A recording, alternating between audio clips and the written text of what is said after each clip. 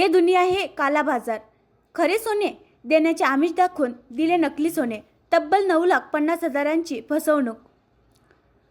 खरे सोने देण्याचे आमिष दाखवून 9,50,000 रुपयांची रोख रक्कम घेऊन नकली सोने दिल्याची घटना आमदापूर पोलीस स्टेशन अंतर्गत घडली आहे। युवराज अजबराव चव्हाण वय 28 राहणार दर्गापराड तालुका अंबड जिल्हा जालना असं या आरोपीचे नाव आहे। जिल्हा पोलीस अधीक्षक विश्व पानसरे यांच्या मार्गदर्शनाखाली स्थानिक गुन्हे शाखेचे पोलीस निरीक्षक अशोक लांडे यांच्या नेतृत्वाखाली सदर कारवाई करण्यात आली।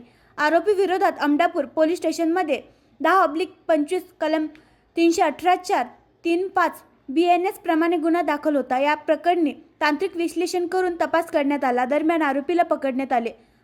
आरोपीकडून नकली सोन्याचे फोटो व्हॉट्सअपवर पाठवण्यासाठी वापरण्यात आलेला मोबाईल जप्त करण्यात आला आहे।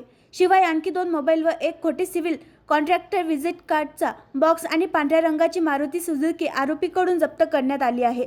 सदर तपास API संजय मानतोंडकर, PSI दत्ता नरवाडे, विजेता पवार, ऋषिकेश दुट्टे, कोमल इंगडे, चालक निवृत्ती पुंड, भगवान शेवाळे, शिवाजी सुरडकर, चंद्रशेखर मुरडकर, ऋषिकेश खंडेराव या पथकाने केला आहे।